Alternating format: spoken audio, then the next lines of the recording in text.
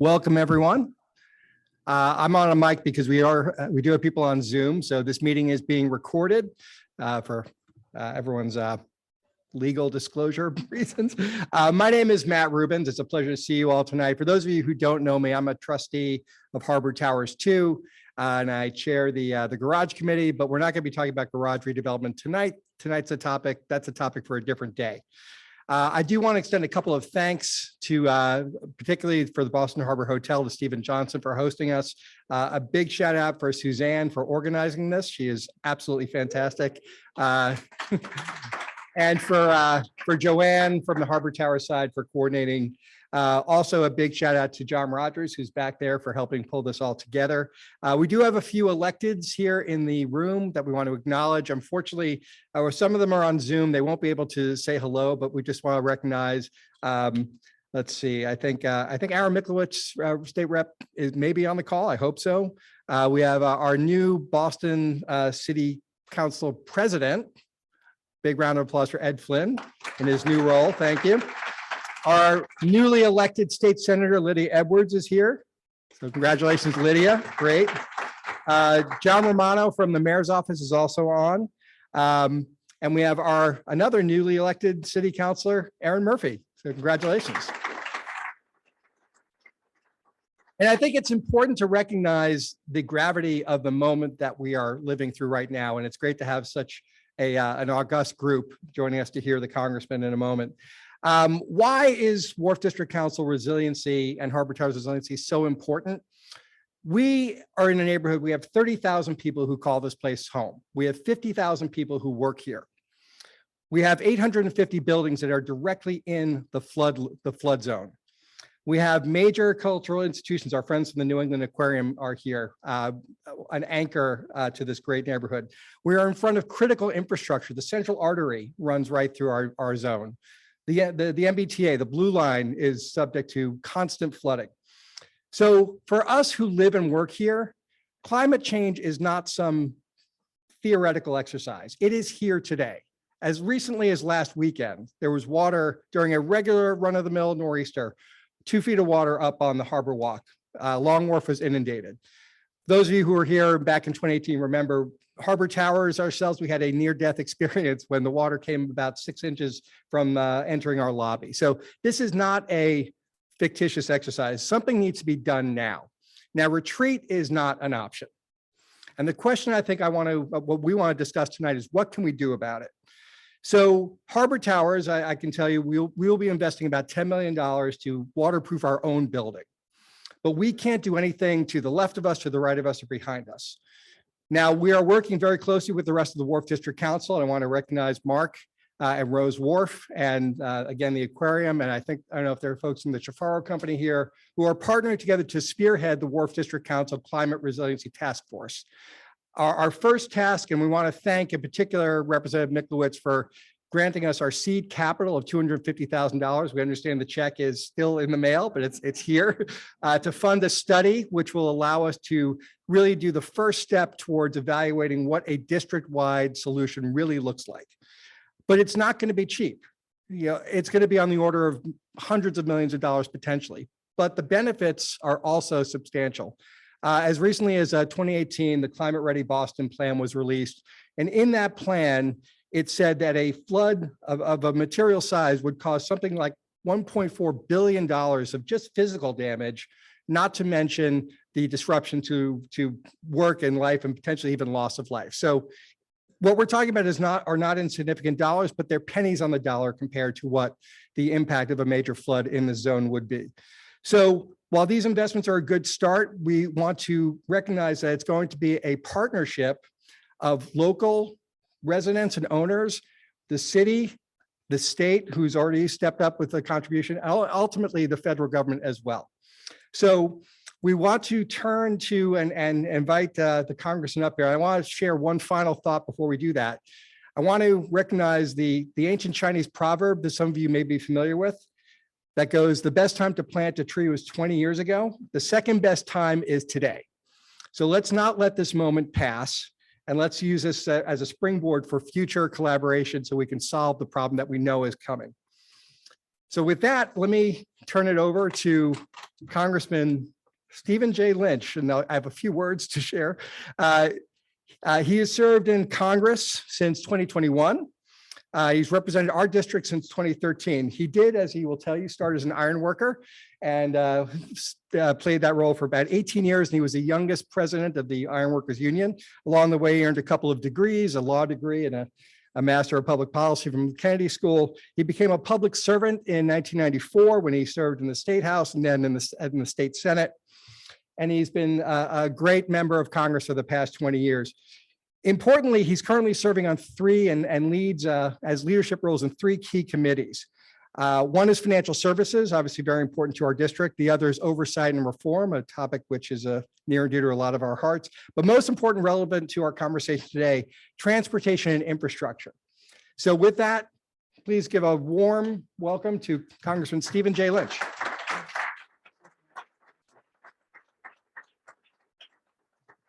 Thank you, Matt. Thank you, everyone. I do want to recognize a couple of my colleagues in government who came in very recently. Chairman of Ways and Means, Aaron Michlewitz. And also our president at the University of Massachusetts, my former colleague, Congressman Marty Meehan. So just to follow up on Matt's introduction. So I do serve on the Transportation Committee, which really does address many of the central concerns that some of the folks that were posting questions online and in advance of this meeting were concerned about climate change resiliency. So I serve on the Water Subcommittee, which deals with not only which deals with wastewater and not drinking water. I don't know why they have that subdivision, but also on the main infrastructure subcommittees that really do deal with what we're concerned about here in the North End. An interesting side, like my dad actually, as an iron worker at Local 7, actually worked on the Harbor Towers projects. That's how far we go back. I remember as a young boy going over there when I think he was working with either Perini or there was another big rod outfit that he worked with that did the rod projects on the Harbor Towers, and it was a good job. It was a good job. I remember during those summers, my dad working overtime in a big rush to get the project done. So hopefully that workmanship has served the tenants at Harbor Towers well. So what I also like to do is just to expand a little bit. I also serve as the chairman of the subcommittee on national security on oversight. So in that world, we're really dealing with principally today, we're dealing with events in Ukraine. I've been there many times. Also, prior to the Taliban takeover in Afghanistan, spending a great deal of time there, probably 18 to 20 trips to Afghanistan and a little bit more to Iraq, dealing mostly with imminent threats and counterterrorism activities. So I serve on that committee as well. And then I serve on a third committee, which is financial services, which covers not only banks and banking, but also housing and insurance, flood insurance. So we periodically have responsibility of revamping the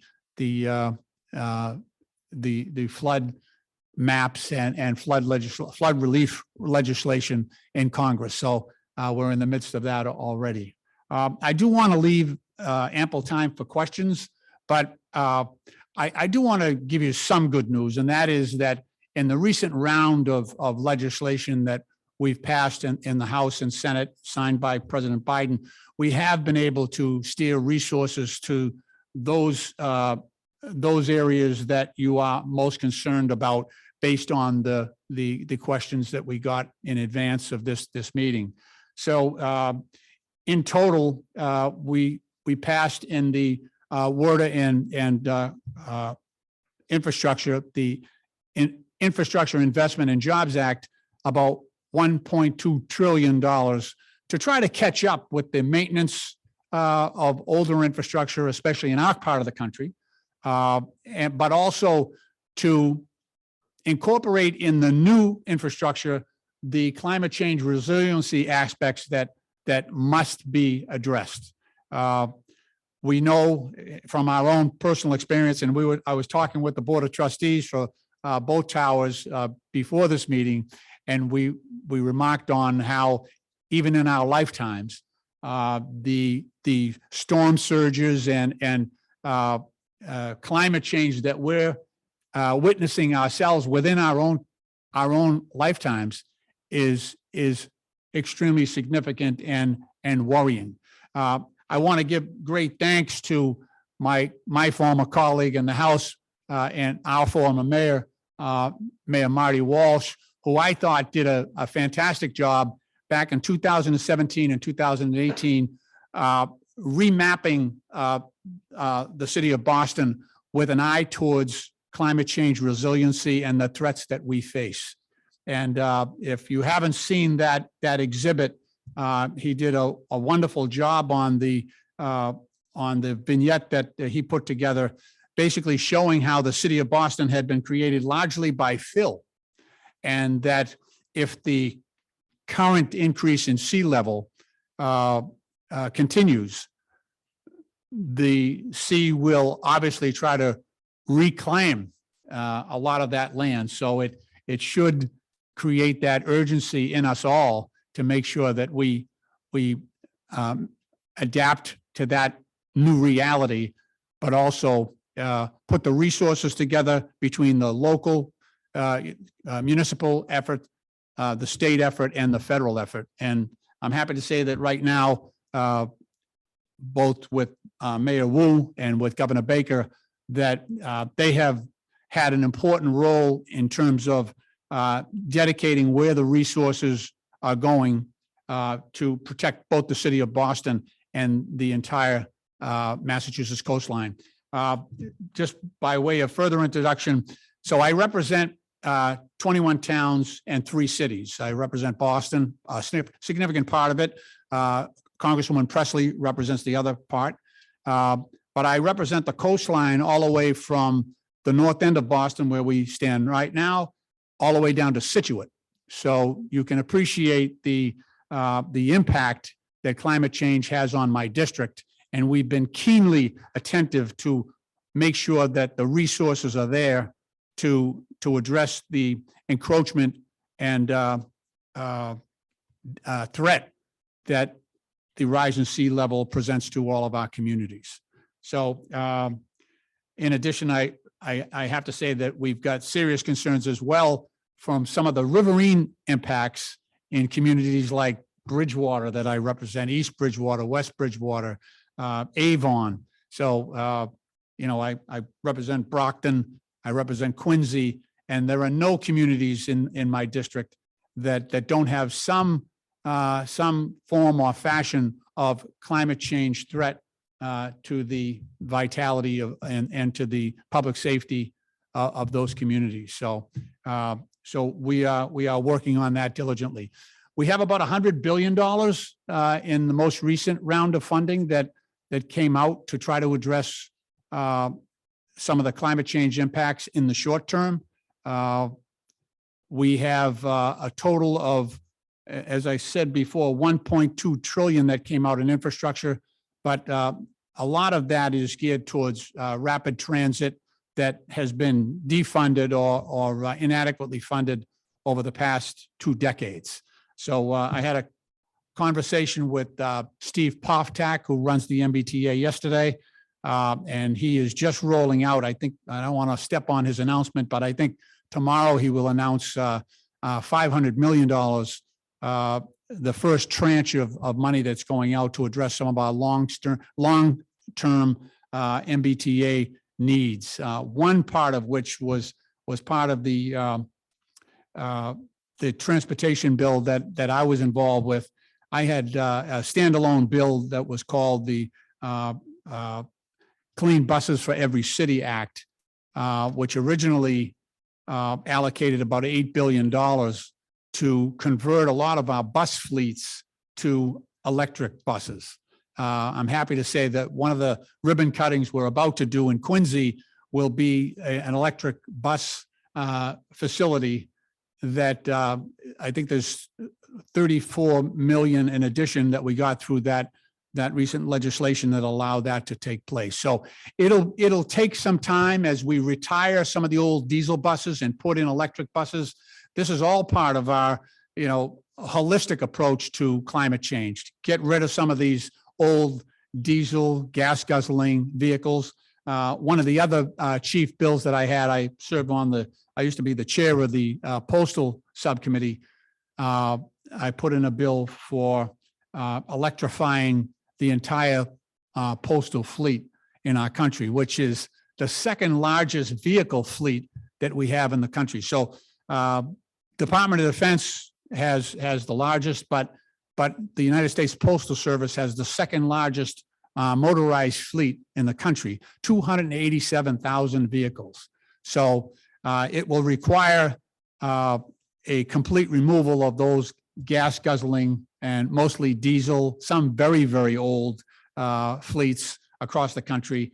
And the $8 billion will be split up. I think it's $6.5 billion for the vehicles themselves, electric buses, and then $1.5 billion will be for charging infrastructure. So we're very excited to see that happen.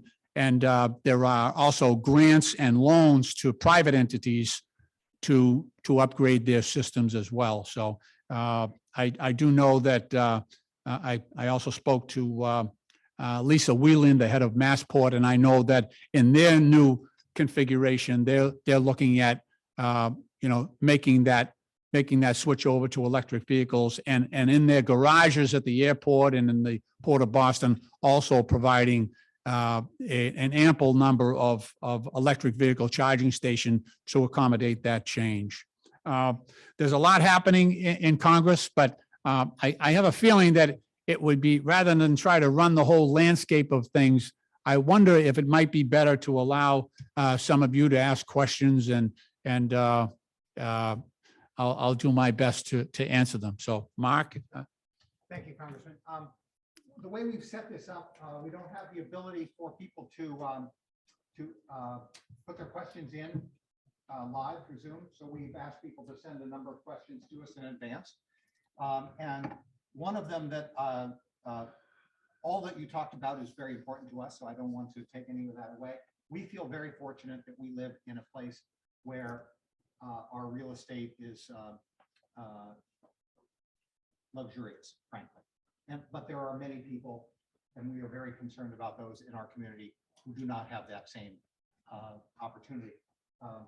And Representative Michlewitz is very aware of and very involved in our concern about homelessness in Boston and in Massachusetts. And I'm wondering if you could address a little bit about how the federal government can help us with, as a community, to address this issue. Sure. Well, thank you very much. And I might add that the pandemic has created a whole new set of problems around, rental units, both privately held and also public housing developments. Let me start with the CARES Act. Through the CARES Act, which we were able to appropriate about $2 trillion total package. We were able to finance basically a moratorium on evictions that not only held renters harmless, but also went through the chain of custody to reimburse and to hold harmless landlords as well, especially in our public housing developments. Some of the public housing developments came forward even without that federal subsidy to say that they were not going to evict anyone during the pandemic, and they were going to continue to pay their maintenance workers to keep the upkeep of those public housing units. That's where we saw the greatest pressure.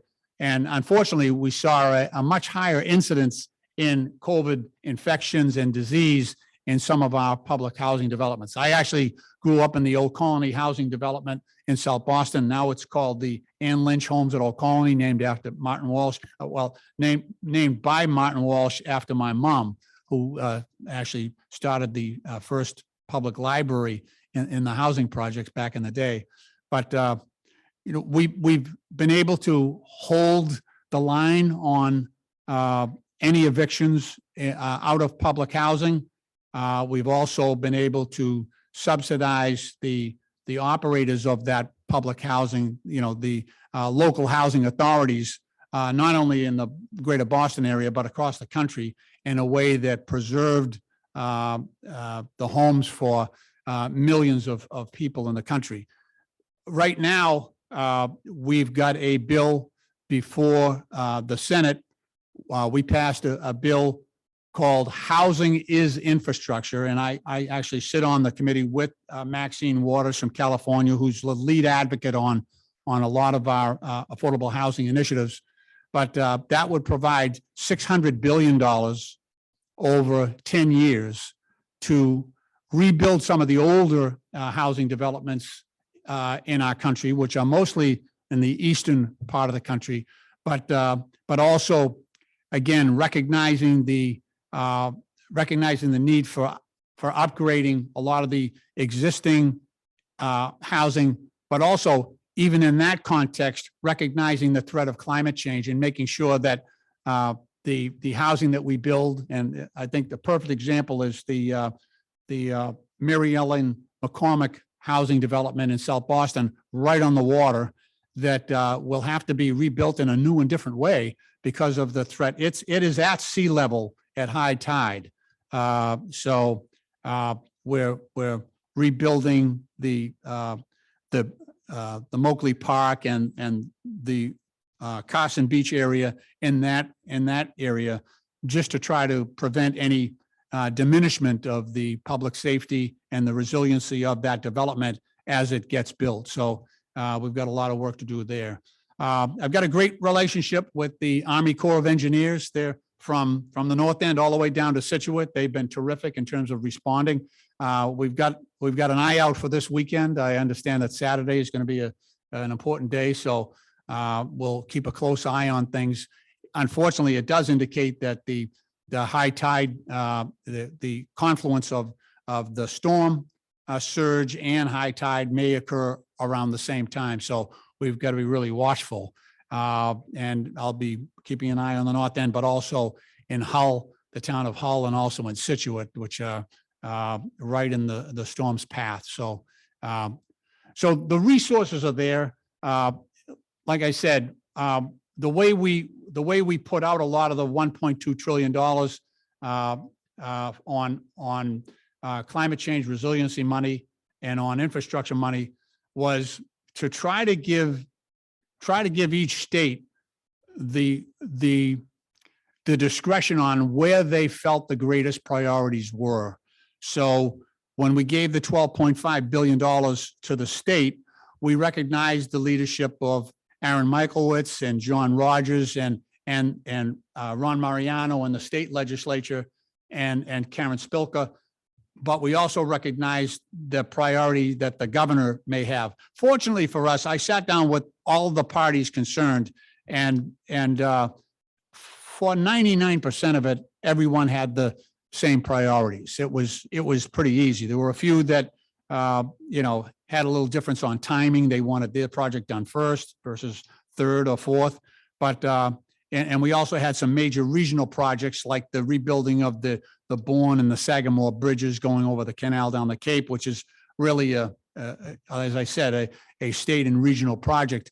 But we wanted to make sure that we gave the discretion to the local officials as well. We allocated about $340 million to the city of Boston. We delivered that back when Mayor Janey was in office, but that money will be spent at the direction and at the initiative of our city council and of our new mayor. So they will have control over how to identify the priorities and where to spend that money. So there's an abundance of need. It's a significant amount of money, but there's an abundance of need out there. So I trust the good judgment of our new mayor and our city councilors to help with that process. And like I said, we will work together, state, federal, and local, to try to make sure that we spend that money wisely and in the most efficacious manner to address some of the challenges that we have. I think I've got the next one. Okay. So this is a building on that, and maybe if I could offer a two-parter. Okay. So the first one is, as we've shared a little bit of what the Wharf District Council Resiliency Task Force is working on, studying what can be done to link the properties, potentially something in the seaward side. The first question is specifically, how can the federal government help with that? And the related question, as you're indicating, you represent many diverse neighborhoods and there's many needs. We need to look at things through an equity lens as well. As Mark said, how can we in the waterfront district stand out and matter in that conversation? Great question. So I think having a strong relationship, personal relationship with the Army Corps of Engineers is extremely important. Sometimes I would say usually when the resources go out, there's a priority list that is arrived at on a case-by-case basis, but with significant input from the state legislature and the city as well for the North End. But also there's a regulatory regime that has to be addressed, and sometimes that can be thorny. But I have found that I can be very helpful in that regulatory realm. Like I said, I'm a big fan of the Army Corps of Engineers.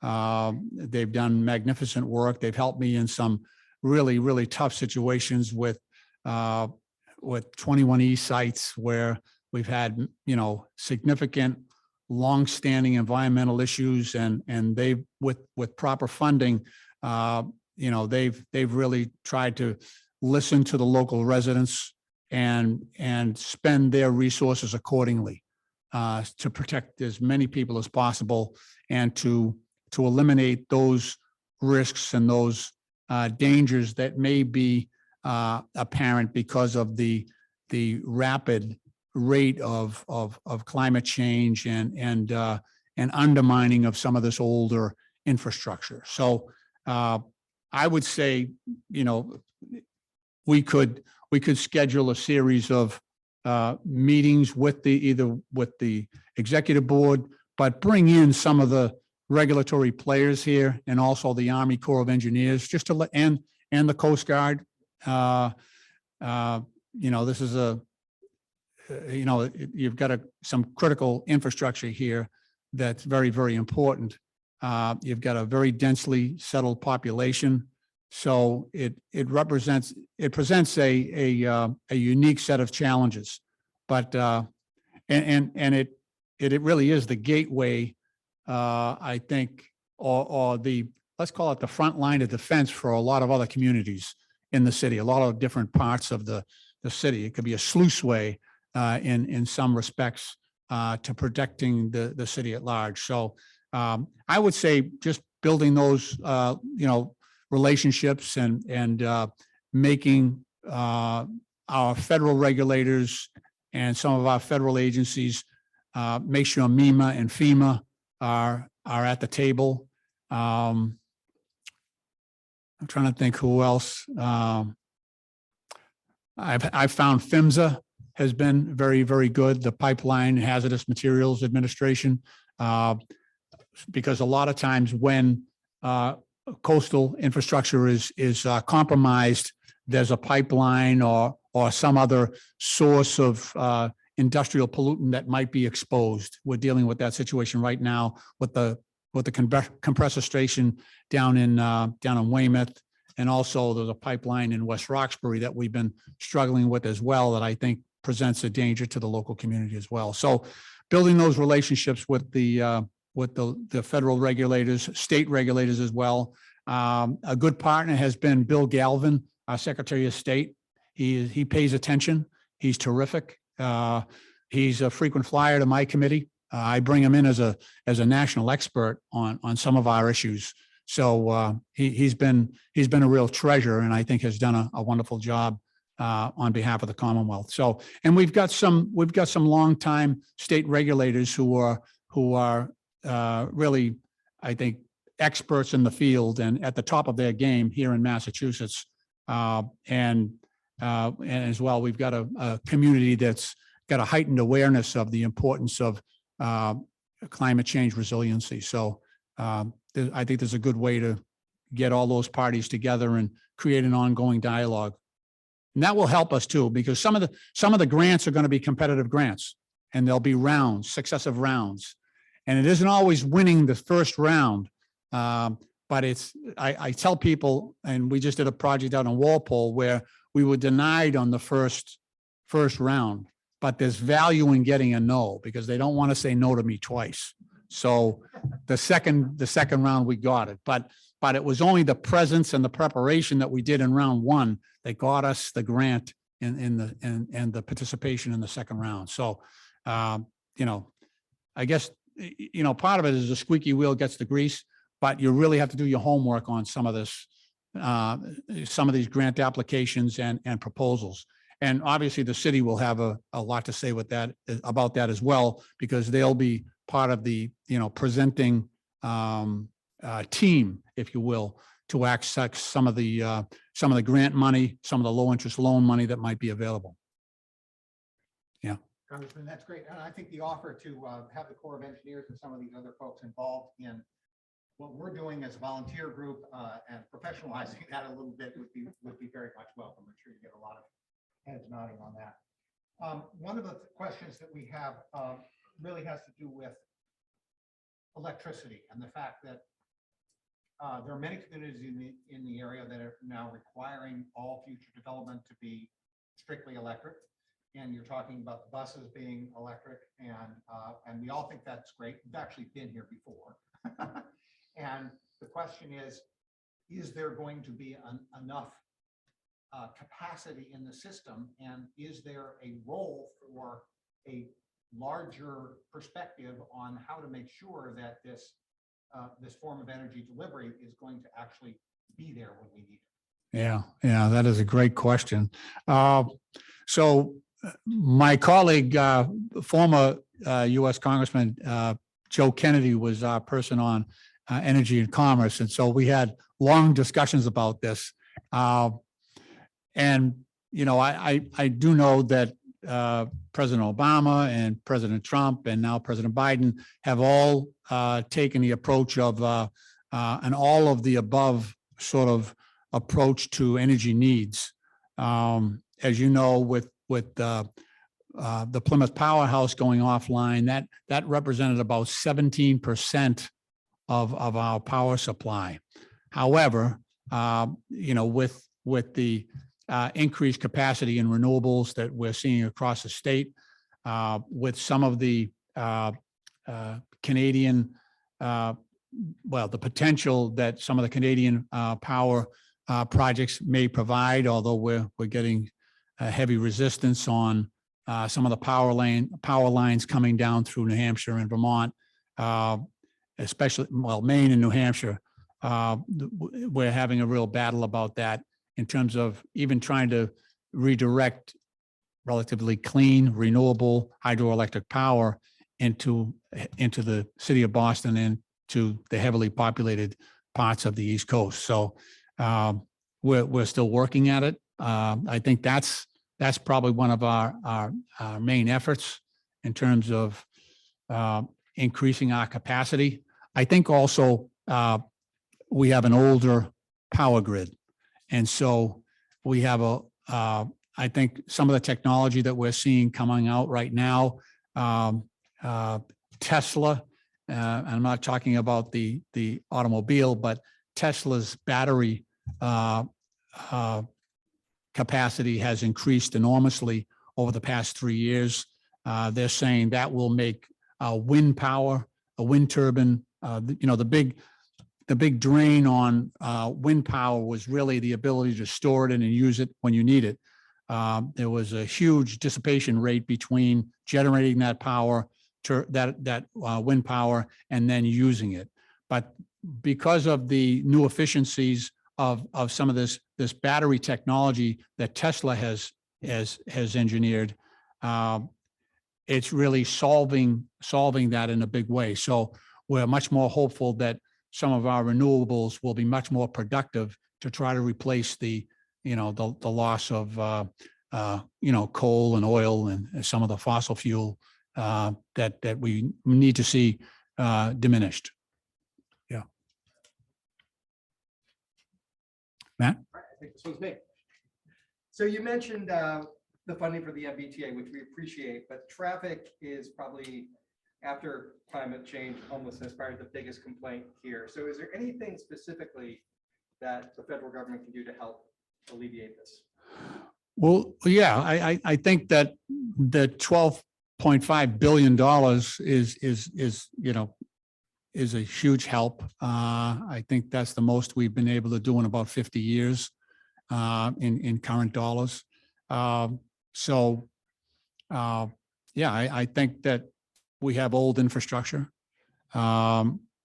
We've got tremendous need there in terms of our MBTA. I actually think that what we're doing with rapid transit and transportation in general has a carryover benefit to housing. I think the reason that a lot of people insist on living in the city is because if you live outside the city, you're dealing with an inadequate MBTA and commuter rail. And I think if we could show people that they can live in the near suburbs or mid suburbs and in an area that has lower housing costs, yet they can still participate in the job market here in the city of Boston, I think it would help those outlying communities. I think it would help the city of Boston as well, and more evenly spread the housing costs and housing opportunities in a wider area. That's what we're working with Congressman Neal and Congressman McGovern. They would like to see, East-West Rail as a major component of this next iteration of our transportation system. They think it'll help Worcester and Springfield. And really, when you look at the amount of money that we have spent in the greater Boston area on the Big Dig, on, the Long Island, the Deer Island treatment facility, it's all been on the eastern end, the greater Boston area, where, and we've all paid for it together on the state. So they're hoping that in this next iteration that we'll see more infrastructure helping Central Mass and Western Mass and knit our success here in the city of Boston with their hopeful success as well. So I think it'll be a regional trend to try to spread that concentration of talent and opportunity into some of the other communities around the state. Yeah.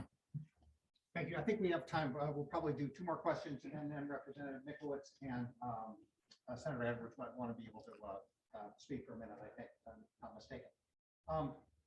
This is a little bit of a statement and partly a question, but there is concern about the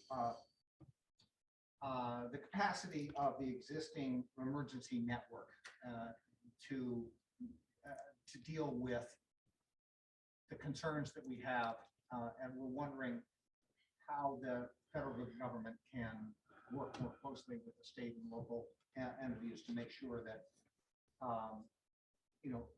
the things that could happen here, of which there are many, are able to be properly organized and communicated. Yeah, no, that's great. So we've been dealing with the issue of emergency preparedness and communication, between residents, but also between and among various first responder organizations. Congress has put $2.5 billion into upgrading our emergency communications. There are some communities across the country where it is not unusual for, Domino Pizza to be on the same wavelength as the local police and fire. So our efforts are trying to create discrete spectrum opportunities for commercial versus public safety. So that's, and I think we are ahead of, fortunately, we are ahead of some of these rural and really country alert systems. But that doesn't mean that we don't have work that we need to do. One of my current issues right now is the 5G rollout. I spoke with Lisa Whelan, the head of Massport, last week about the concerns that she has with the rollout of 5G and the interference that might create for aircraft coming in and out of Logan Airport. It was her opinion that it could cause delays or cancellations if aircraft were not able to comply with FAA regulations as they are currently written. So we have to be very careful. I also serve on the aviation subcommittee, so I deal a lot with I fight constantly with the FAA, and I try to work as closely as possible with some of our airlines to mitigate the amount of flights coming directly over residential areas and trying to use a more over the water approach in and out of Logan Airport. We have that opportunity that many other airports in the country don't have, but I don't think we maximize that. I think the current routes and current flight trajectories are dictated by using the least amount of jet fuel for the airline. That's what's driving those flight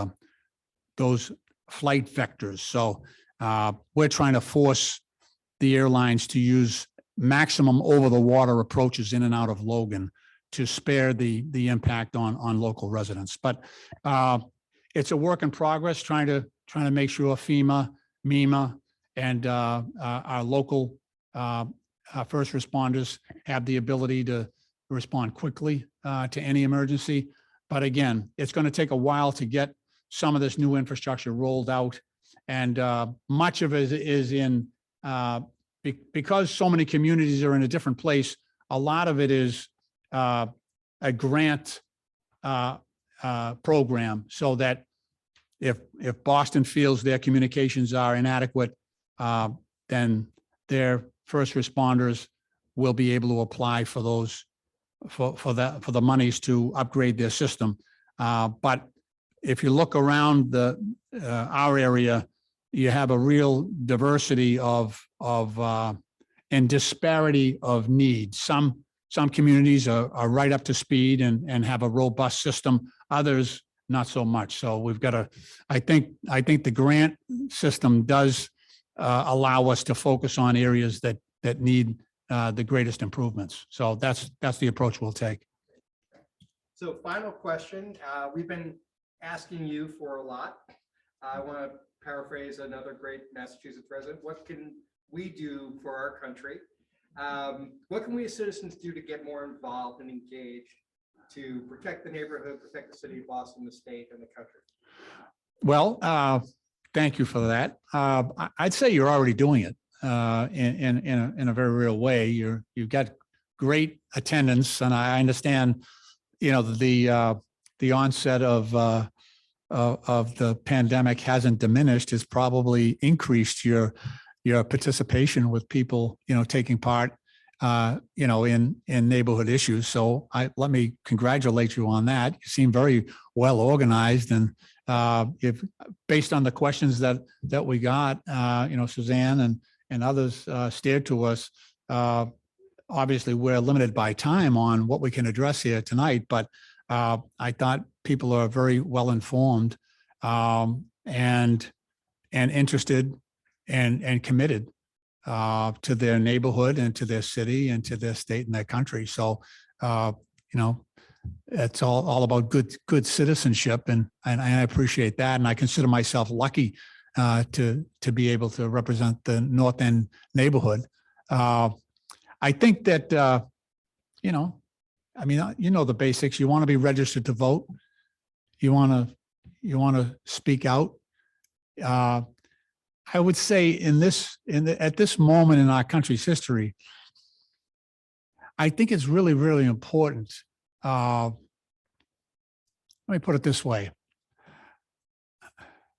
I see a lot of cruelty and a lot of falsity online.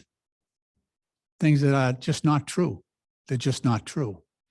And I think a deeper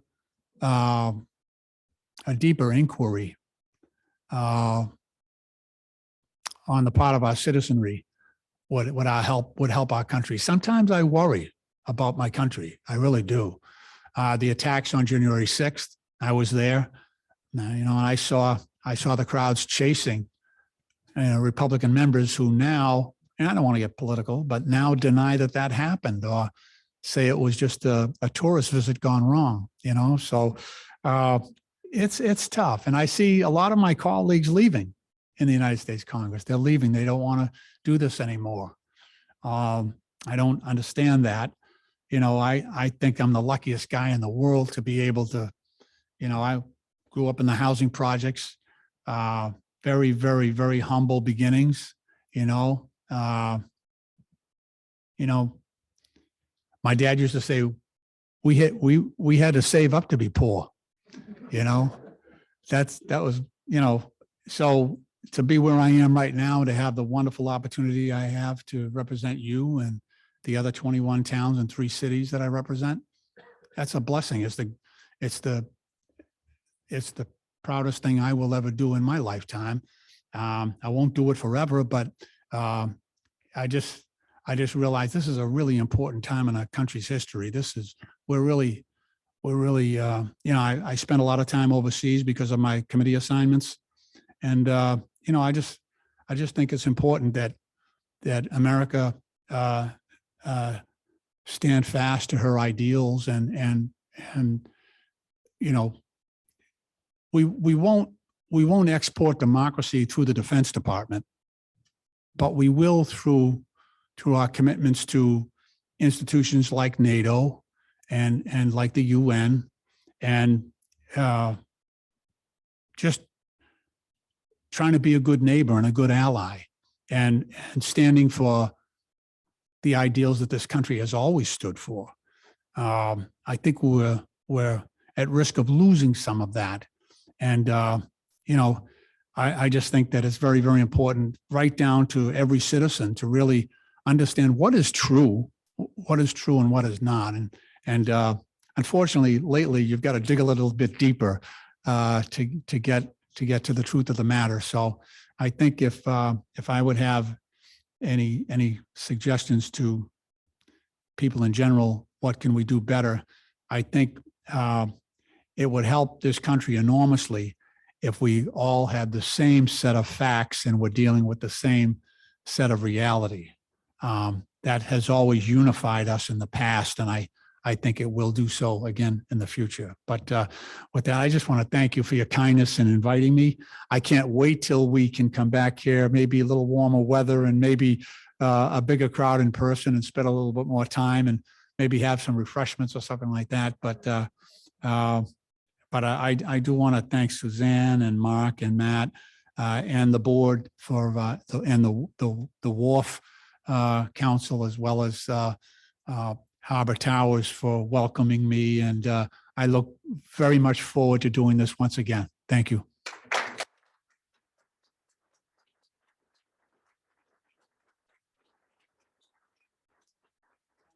Before we let you go, Representative Michlewitz, you want to talk for a couple moments? Yeah.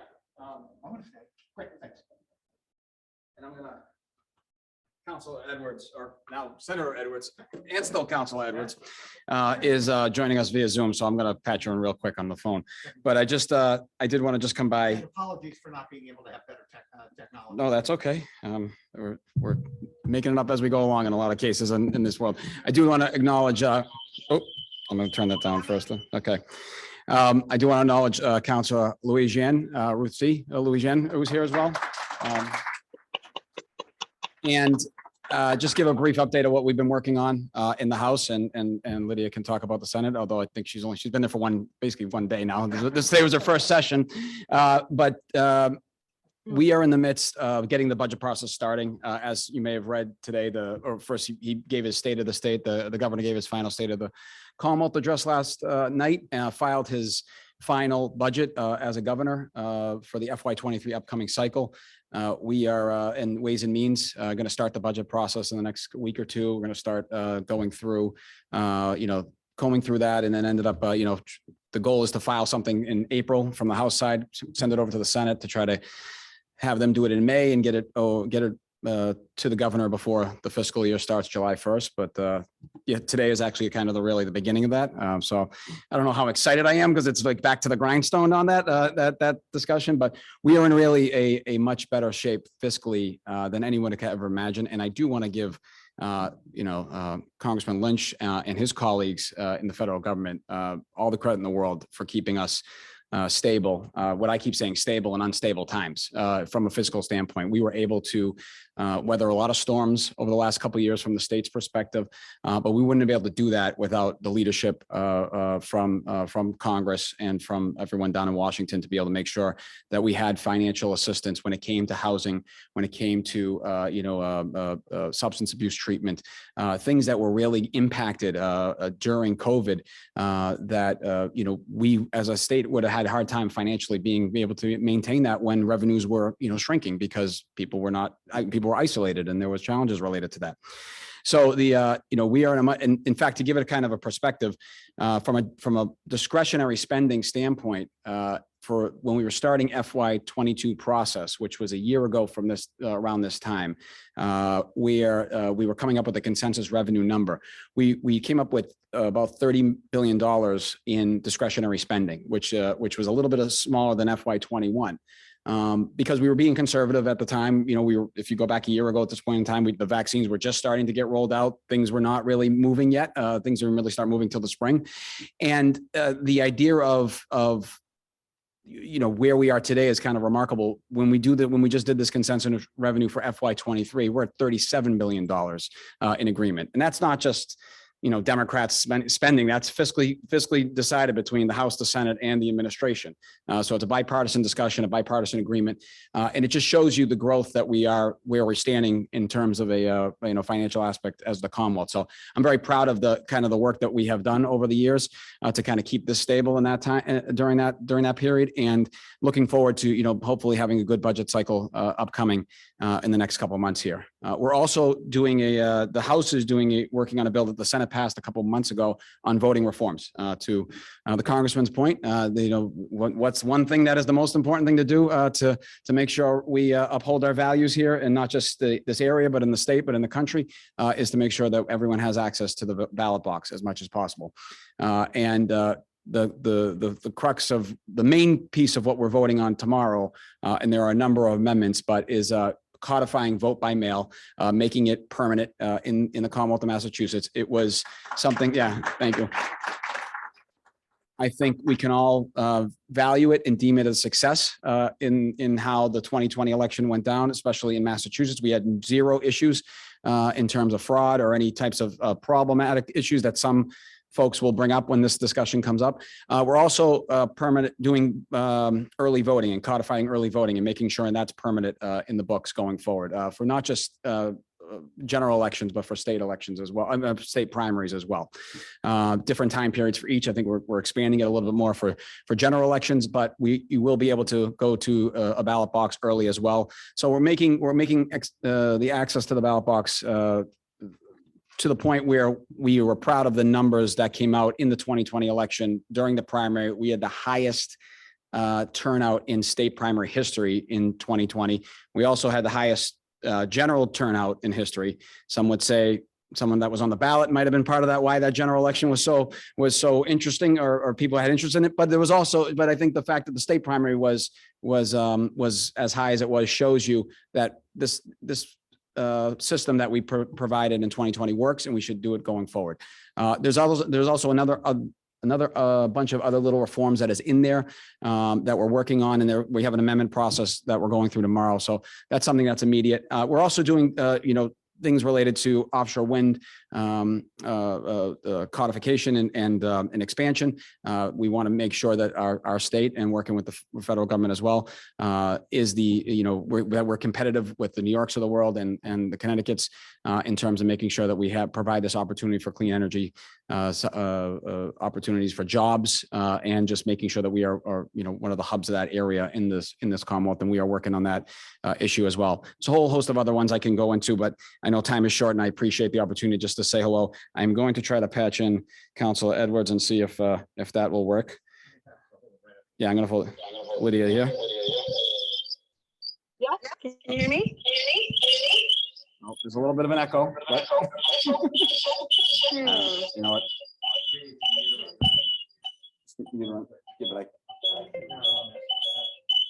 Can I try just to the mute or to the Zoom or no? You try the Zoom.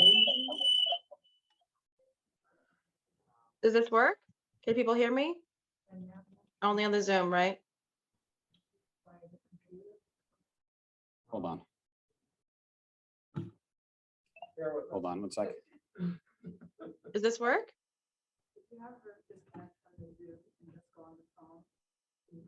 Oh, yeah, have her disconnect. That's good. Lydia, why don't you disconnect from the Zoom and just go on the phone Okay.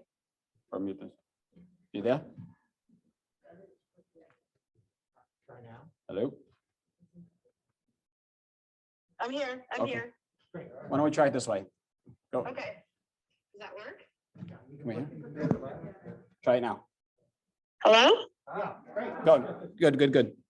Okay, well, I can't see anybody, but hi, everyone. I'm very excited to get to work as your new state senator. I want to thank you all for your support, your guidance through the race, and the inauguration just happened last week. So it's been 5 days, actually, since I've been the state senator.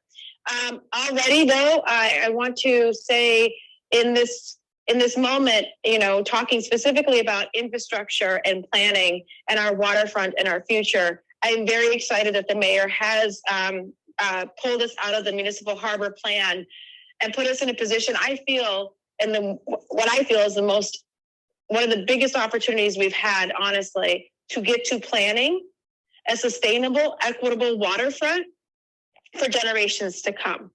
And so when you have this opportunity to plan differently, to include a plan, and I believe we will get to a plan that includes environmental justice at its core, that includes equity at its core, that talks about climate change at its core, it is not centered in how we build it, but how we preserve and how we are caretakers of our waterfront. We're going to get to an incredible future for all of us to enjoy. I also believe that the infrastructure dollars discussed by our federal partners is going to only further enhance the opportunities that are in front of us. And I'm excited to say that with the governor's budget just coming out, I'm going to be pouring through that and finding where and how our infrastructure for our waterfront, for our future especially, is going to be centered. I want to thank the Harbor Towers and those already invested into I think it was $10 million. I think that's incredible, and it demonstrates where you're leading with your hearts, but for future generations to come. I also wanted to note that I think, and I put out there, and I'll put out there again, I formed a community transition committee. I believe that the best ideas will come from the people impacted by the policies. As my dear friend and colleague, former colleague on the council, now Congresswoman Ayanna Pressley often says, the people closest to the pain should be closest to the power.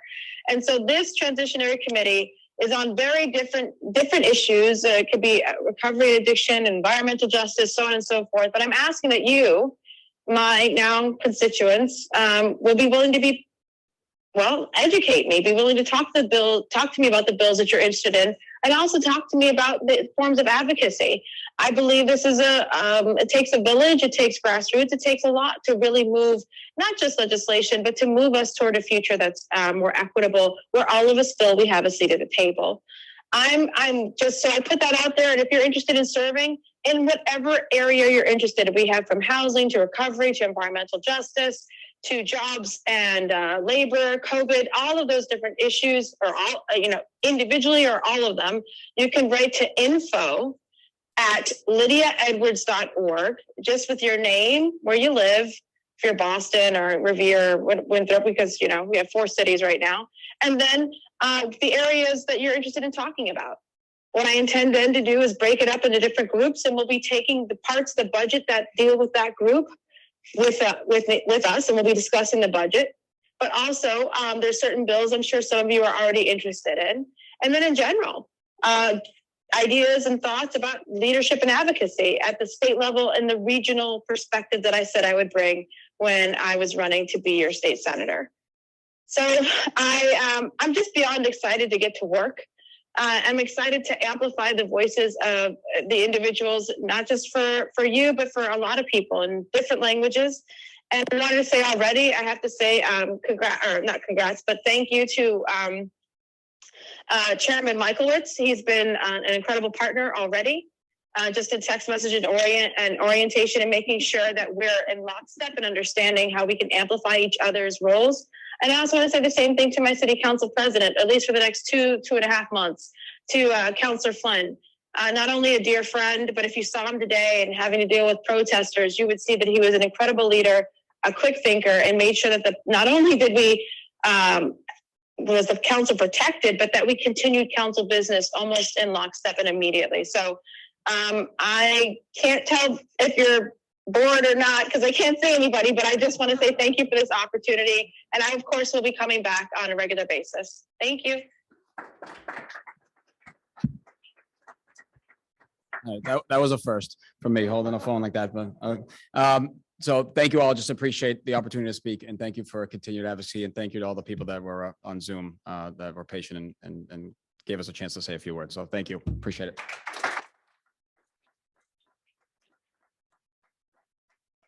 The Wharf District Council and Harbor Towers, thank you all for coming, Congressman, and all our electeds. It's special to have you here, and we'll look forward to having you at again on a warmer evening. How